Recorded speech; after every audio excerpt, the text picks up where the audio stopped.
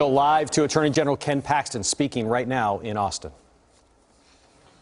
The corrupt politicians in the Texas House are demonstrating that blind loyalty to Speaker Dade Phelan is more important than upholding their oath of office.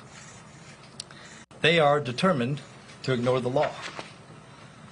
They have denied me the opportunity to present the evidence which contradicts their politically motivated narrative, and they are showcasing their absolute contempt for the electoral process. Every politician who supports this deceitful impeachment attempt will inflict lasting damage on the credibility of the Texas House, which I served in. The House is poised to do exactly what Joe Biden has been hoping to accomplish since his first day in office: sabotage our work, my work, as Attorney General of Texas. Their plot imperils critical litigation my office has brought against the Biden administration to end the federal government's attacks on our constitutional rights and the rule of law.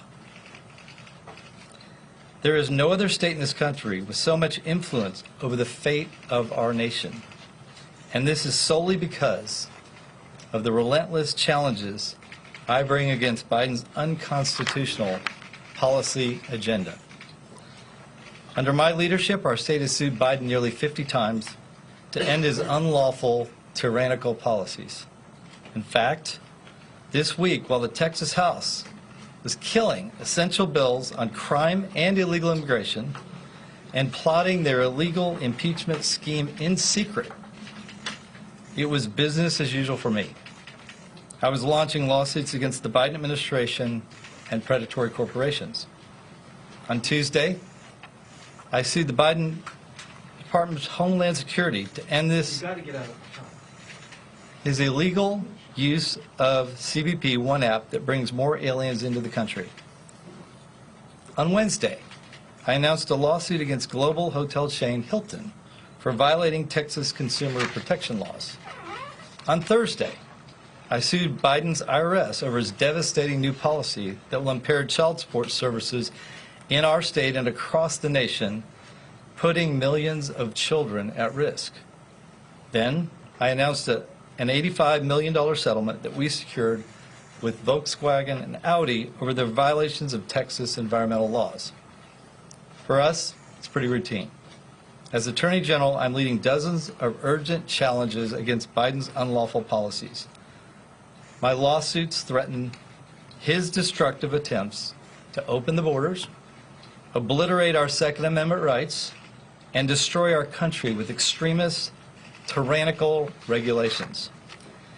In addition to defending Texas from illegal federal policy, my office works night and day to solve cold cases, fight human trafficking, prosecute Medicaid fraud, and hold predatory corporations accountable when they harm the public.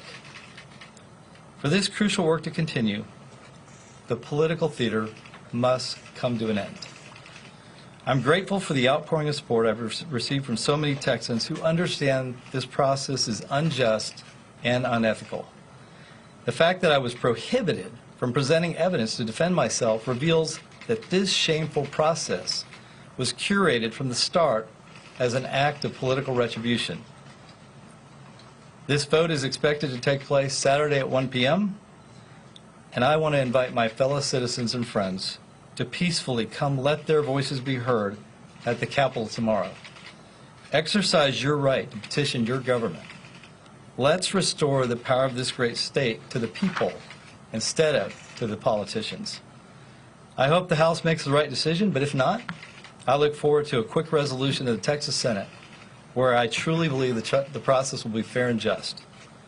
And now, Chris Hilton, my Chief of General Litigation, will discuss the information that we attempted to present very recently to the committee involved in this process. Thank you all very much. Are you going to answer General Paxton?